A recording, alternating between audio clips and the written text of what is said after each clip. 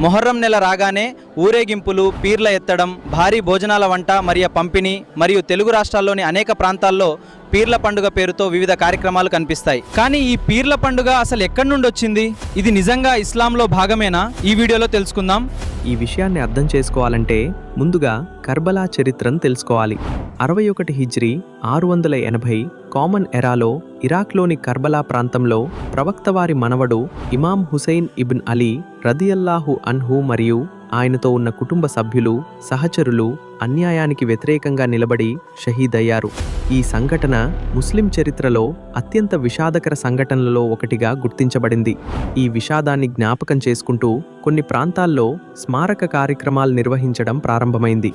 తరువాత Persia, Iran ప్రాంతంలో Karbala జ్ఞాపకార్థం సమాధి నమూనాలను పోలిన నిర్మాణాలు తయారు చేయడం మొదలైంది. వీటిని తాజియా అని పిలిచారు.